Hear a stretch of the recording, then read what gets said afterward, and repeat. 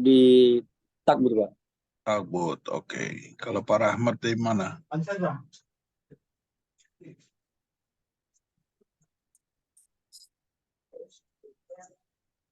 Kita untuk kali ini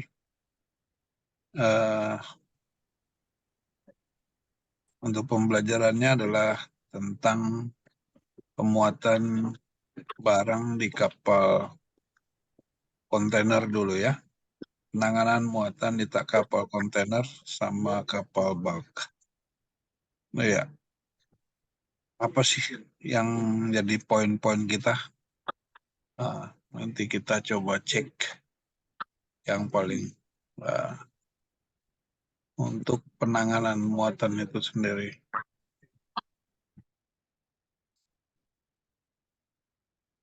Siapa?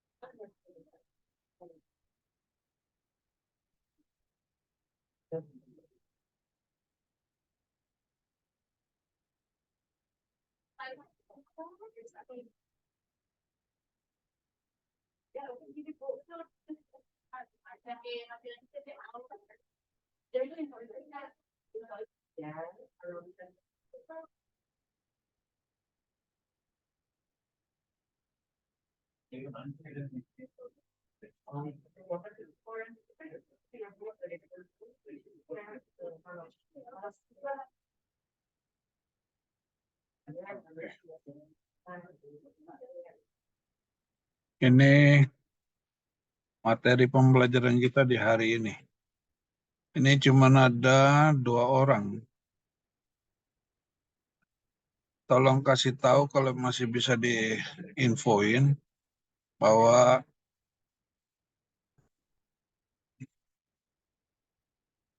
nanti setelah 3:30 nama-nama yang nggak masuk saya akan, walaupun sudah terdaftar di sini 13 nama, saya sudah japri juga selain di WA Group, saya sudah japri satu persatu. Jadi kalau tidak bisa ikut, saya akan anggap bahwa tidak ikut mata kuliah. Oke. Jadi tolong diinfoin kalau memang masih bisa diinfoin. 3:30 tidak ada, saya akan anggap bahwa yang hadir hari ini itulah yang hadir saat ini pembelajaran saya. Jadi jangan salahin saya kalau memang nanti nilainya tidak masuk. Dan kalau tidak lulus, jangan bilang tidak dikasih kesempatan ya.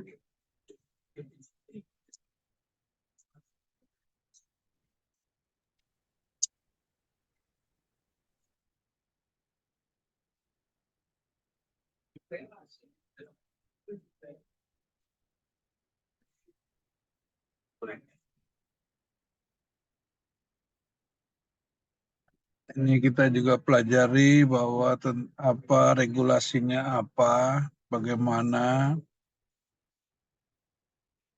Jadi dalam ILO pun regulasi untuk para pekerja juga diatur ya. Itu jadi bukan saja orang kerja di atas kapal, even though itu cuma EB, tidak ada aturannya. Semua sudah diatur dan disesuaikan sama ILO. Apa tuh ILO?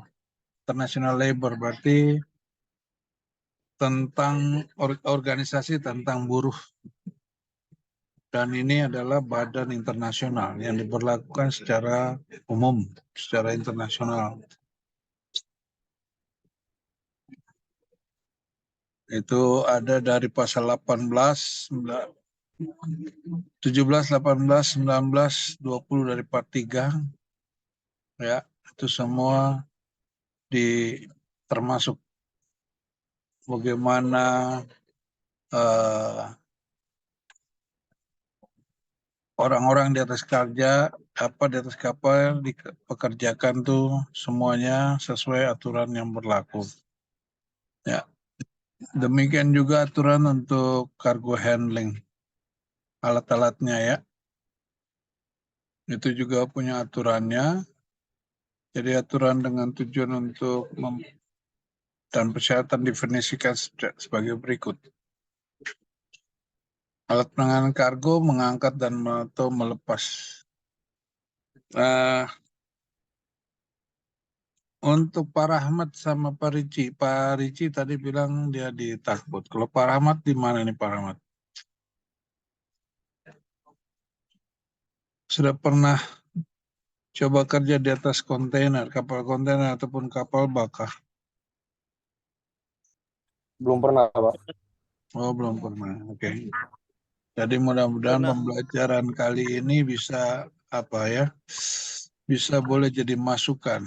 Jadi pada saat dipekerjakan di atas kapal kontainer maupun kapal bak, paling tidak udah pernah tahulah apa-apa aja sih yang jadi alat-alat yang ada gitu ya. Iya, Pak. Iya, Pak. Jadi ada roda gigi kargo, itu sistem direct, crane, lift. Nah, maksudnya nih kargo gearbox ya. Kargo gear itu ada direct atau crane, ada lift untuk kargo dan mesin lainnya yang digunakan untuk memuat atau bongkar kargo. Ya, nanti untuk alat-alatnya bisa kita perhatikan ya. Ini sudah diterima Iya, ya. Pak. Saya punya materi ini udah diterima masing-masing ya, udah bisa di print ya. Bisa ya. Nanti bisa dibaca dan itu juga ditulis, saya usahakan dalam bahasa Indonesia ya. Nah ini ada, Iya, Pak. kita masuk di jenis kontainer. Jadi pengertian umum dulu kontainer itu apa sih? Kontainer adalah kapal yang khusus digunakan untuk mengangkut peti kemas. Ya. Nah, kita juga udah tahu. Kita juga udah tahu ya. Udah pernah lihat, walaupun kita belum pernah di atas kerja di atas kapal itu, tapi kita pernah lihat kapal kontainer seperti apa. Ya. Nah, kalau yang kita lihat di sini, yang kita lihat gambar di sini ini kapal kontainer yang dibilang ultra large container vessel atau kapal kontainer yang memiliki kapasitas lebih dari 14.000 TEU. Apa sih TEU itu? Nah, 20 foot equipment unit atau peti kemas yang berukuran 20 feet. Ya, 20 kita tahu, 20 aja udah tahu 20. Jadi itu adalah peti kemas yang berukuran sepanjang 20 feet. 20 feet itu yang sedang. Aku nggak bisa bilang kecil karena ada yang 10 feet juga. Ya kan, yang sedang. Yang paling besar tuh 40 feet. Yang paling panjang. Nggak juga paling panjang karena ada juga yang jenisnya 45 feet. Nanti kita bicara tentang kontainer-kontainer itu. Ya. Jadi kapal yang dibilang ULCV ini atau Ultra Large Container Vessel ini, dia mengangkut 14.500 TEU ke atas. Ya, kapasitasnya. Ada lagi dibilang Panamax, New Panamax. Nah, ini Panamax kayak seperti ini. Ya. Ini antara 5.000 sampai dengan 10.000. Kalau untuk New Panamax itu 10.000 sampai 14.000. Sedangkan Post Panamax 5.000 sampai 10.000. Kalau Panamax saja dia 3.000 sampai 5.100. Sedangkan Fitmax itu 2.000 sampai 3.000. Close feeder yaitu kapal yang antara 1.000 sampai 2.000. Kalau di bawah 1.000 berarti disebut small feeder. Dan rata-rata kapal-kapal small feeder ini lebih kurang 3 sampai 2 palka saja. Ya. Penanganan ya apa? Ya. Crane hanya terdapat pada kapal-kapal kontainer yang kecil saja. Jadi kalau kapal-kapal kontainer kecil itu memang ada crane-nya. Kalau 14 ribuan dia pakai crane kayaknya terlalu nggak memungkinkan ya. Dari 10.000, 5.000, 10.000 ke atas saja udah susah. Ya, dia nggak ada space buat crane. Kalau yang 5.000 ke atas itu, ya. Kalau 5.000 ke bawah itu masih ada lah crane. Tapi lebih banyaknya kapal di atas di bawah. Kalau yang udah pasti di bawah 1.000 tuh normalnya ada. Ya. Dan mereka cara pakainya adalah dengan gantry. Ini yang dibilang gantry ya. Overload crane. Ya untuk kapal-kapal yang kapal-kapal besar. Sedangkan kalau short crane yang kapal kita ada crane seperti ini, ada yang ini sama saja ya. Ini bisa dilihat ya dari kejauhan. Dari dekatnya seperti ini.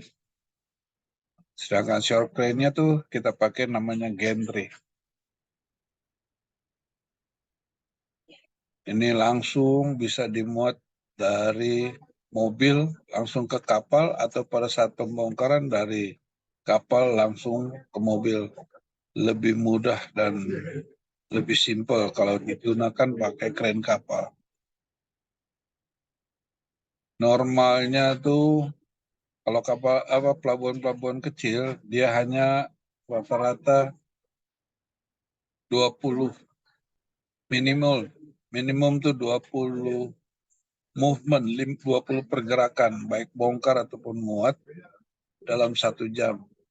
Bahkan ada beberapa pelabuhan-pelabuhan yang bagus itu kalau di Asia tuh rata-rata, kalau di Jakarta tuh dia bisa rate di 30. Sedangkan Singapura, Malaysia dia udah ada yang rate-nya 40 ke atas per jam hitungannya. Itu karena dia belum lagi itu hitungan 40 itu hanya satu gantry. Jadi kalau dia sekali pasang 5 gantry berarti 1 jamnya bisa mencapai 200 box.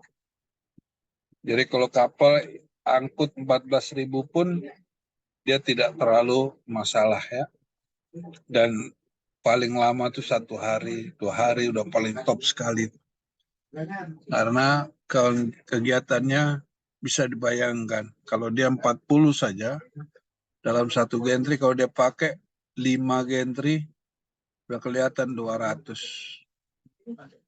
Ya kan? 200 10 jam aja udah 2.000-an. Ya, udah bisa kelihatan betapa cepatnya walaupun kapal 14.000 dia dalam 2 hari 3 hari pun bisa cepat ini. Nah, ini kita lihat lagi namanya shuttle carrier. Jadi ini kontainer mobil kontainer yang dipakai untuk memindahkan dari satu tempat dia mau masuk ke slot yang akan mau dipakai untuk muat ataupun dipindahkan dari tempat yang setelah pembongkaran ingin dimasukkan ke tempat-tempat yang di dalam yang sudah dislotkan untuk segera diangkut. Demikian juga reach stacker ini juga untuk mengatur supaya pada saat kapal sampai kontainer-kontainer yang dari luar itu sudah pada posisi untuk segera diangkut disesuaikan dengan kapal yang akan dimuat.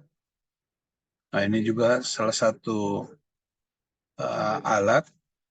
Kalau ini lift trucknya atau forklift trucknya, kalian aku percaya bahwa sudah pernah lihat di Maga. Jadi ini ada beberapa istilah yang perlu diketahui. Receiving artinya pergerakan kontainer dari hinterland keluar melalui ingate menuju kontainer yard, tempat penampungan kontainernya. Loading adalah aktivitas pergerakan kontainer ke atas kapal. Sedangkan unloading atau discharge dari kapal ke darat, kita udah tahu ya, bongkar. Yang biasa kita bilang kalau bongkar muat lah ya. Delivery, aktivitas pergerakan kontainer dari kontainer yard, lapangan penumpukan melalui outgate, jadi dia keluar. Stevedering adalah orang-orang pekerja yang bongkar muat. Tracking haulage atau pekerjaan mengangkut peti kemas dengan menggunakan chassis dalam daerah pekerjaan pelabuhan. Shifting grounded, jadi pemindahan tadi menggunakan ini, shifting grounded, dia biasa pakai ini ya untuk dipindahkan dari satu tempat ke tempat lain. Nah, demikianlah ulasan singkat untuk kontainer dan peraturan-peraturan yang di mana setiap pekerja itu masih terlindungi dengan aturan-aturan berlaku, dan itu bukan hanya dari Depnakar ataupun dari pelabuhan saja, tapi terlindungi secara internasional ya. Nah, sebelum saya masuk di bulk carrier, ini walaupun 2 orang ada yang mau ditanyakan.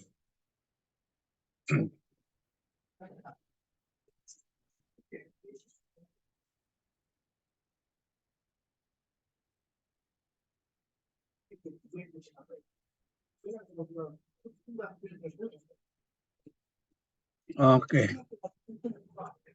Sekarang kita masuk di bulk carrier. Apa sih bulk carrier? Kapal yang dibangun dengan dek tunggal atau tangki sisi atas dan sisi tangki upper dalam ruangan kargo, dan terutama kapal itu dimaksudkan untuk membawa kargo kering dalam jumlah besar.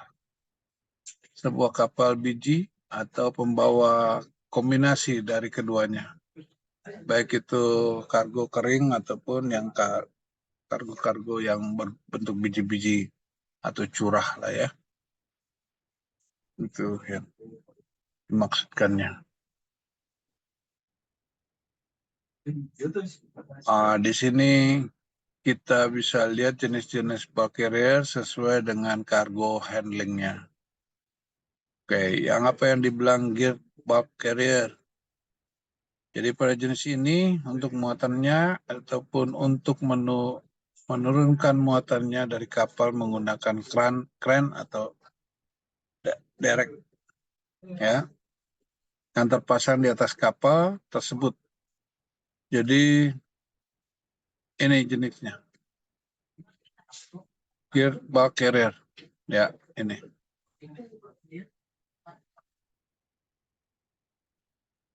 Ini jenisnya. Sedangkan berikutnya adalah self discharge. Jadi ini untuk kapal rata-rata untuk penanganan dalam bentuk loadingan-loadingnya pada jenis kapal, dia punya conveyor sendiri di atas kapal. Dia sistem hisap, terus langsung baik untuk muat maupun untuk dibongkar. Jadi menyeluruh di atas lubang palka, tinggal dimasukkan. Yang berikut disebut bulk in bags at bulk carrier. Nah, ini jenisnya, yaitu atau BIBO, lengkapi dengan tas kargo pada saat kapal ini menurunkan muatan. Jadi sudah dalam bentuk bag. Yang keempat adalah gearless bulk carrier. Itu kapal carrier yang besar, ini nggak ada crane sama sekali. Jadi dia hanya tergantung daripada darat, baik itu pengisiannya menggunakan crane atau derek ataupun menggunakan conveyor. Ya. Oke, sekarang kita mau masuk dalam apa sih perlengkapan yang digunakan untuk bongkar muat di kapal bak itu yang ada di darat, yaitu ship loader. Sebuah ship loader adalah mesin besar yang digunakan untuk memuat bahan padat, massal seperti biji besi, batu bara, pupuk. Ini dia. Dia menggunakan ship loader, ya, seperti ini. Ada lagi disebut grab bucket. Itu perangkat yang digunakan dalam proyek-proyek konstruksi dan penggalian. Meskipun ada model yang lebih kecil yang dapat dioperasikan dengan tangan, grab bucket ini biasanya terletak di crane dan digunakan untuk memindahkan muatan dalam jumlah besar. Seperti apa bentuknya ini? Ini ada 4 jenis ya. Ada yang sistemnya grab langsung bucket ini, ada yang modelnya begini. Ini nih macam-macam. Ini dia kalau misalnya biji-biji besi, kalau ini dari kayak yang berbentuknya lebih padat dan besar, nah seperti ini. Kalau ini kayak grain atau pupuk, dia pakai ini. Ya, batu bara dia bisa pakai ini, sama dengan ini. Garam, ini hanya yang bentuk-bentuk yang keras. Oke. Nah ini berikutnya adalah conveyor belt. Apa conveyor belt itu? Seperti ini. Jadi dia lanjut dari tempat pengisian ke kapal ataupun dari kapal ke tempat penampungan. Dia diisap, tetapi jalurnya itu nggak perlu pakai truk, jadi langsung menggunakan belt untuk mengirimnya. Ya. Dan yang keempat adalah reclaimer, sebuah mesin besar yang digunakan dalam aplikasi penanganan material curah. Ya, fungsi reclaimer ini untuk mengangkut bahan massal seperti biji-bijian. Sebuah stacker digunakan untuk menumpuk, menyusun muatan. Jadi dia kayak istilahnya apa ya? Seperti ini ya, supaya lebih mudah dilihat ya. Ini jenis muatannya. Oke, itulah yang bisa dilihat alat-alat yang digunakan di darat. Nah, sekarang kita masuk di cargo handling. Peralatan cargo handling, jenis-jenis peralatan penanganan muatan.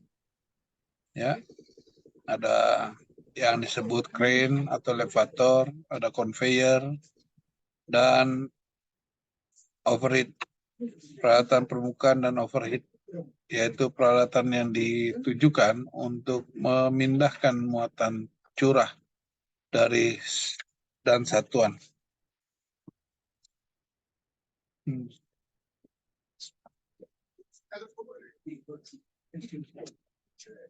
Perlengkapan pengangkatan fleksibel seperti rantai.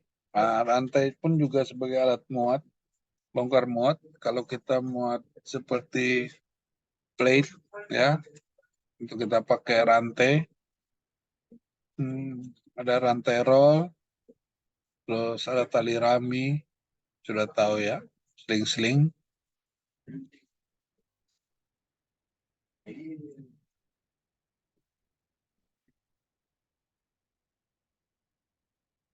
Nah, itu adalah poin-poin yang perlu dan sangat diharapkan bisa dipahami. Karena ada lagi kait atau hook. Jadi kalau mau angkat juga menggunakan pengait di ujung-ujungnya, ya.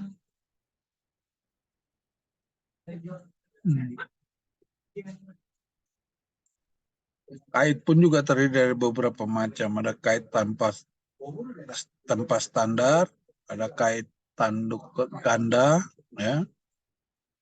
Ini kait tanpa standar seperti ini. Kalau yang ganda seperti ini. Kait mata segitiga seperti ini. Nah, kalau yang segitiga bersendi, nah seperti ini. Yang tadi sempat kita lihat kayak Grab begitu modelnya, ya. Dan peralatan penahan dan rem. Ya, brake.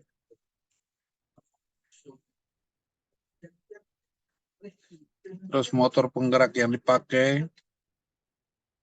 Ada penggerak tangan, juga ada penggerak daya tersendiri. Dan satu motor penggerak. Terus sistem transmisi. Rel dan roda penggerak. Next.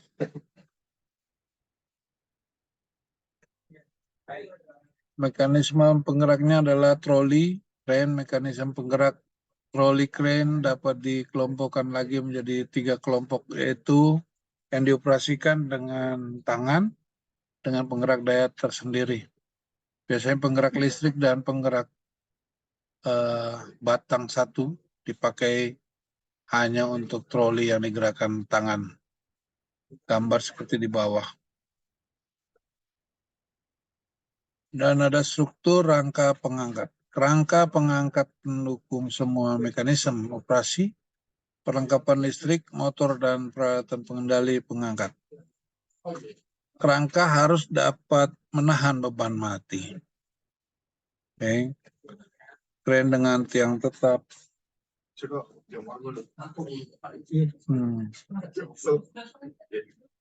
Kren bentang dengan troli ataupun kren cantilever. Bagian pendukung kren cantilever ini terdiri dari 2 buah roda berjalan vertikal.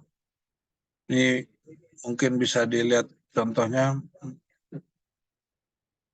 Lihat. Sedangkan struktur rangka pengangkat bisa dilihat.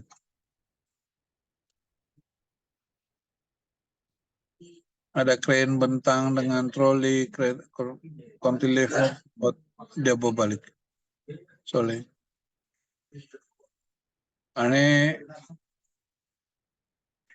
Ini yang saya bilang bahwa dia kalau dengan pengait ini biasanya untuk mengangkat plate atau plat-plat, ya. Muatan curah itu juga bisa dipakai general purpose seperti muatan kayak yang akan terlihat tadi. Dia bisa bikin muatan log ataupun general cargo, tetapi dia perlu dunnage line. Peralatan untuk menangani muatan bahan cair juga perlu kita tahu bahwa crucible untuk mencairkan paduan baja dan logam lainnya dibuat dari bahan tahan panas. Demikian untuk sementara yang bisa saya sampaikan.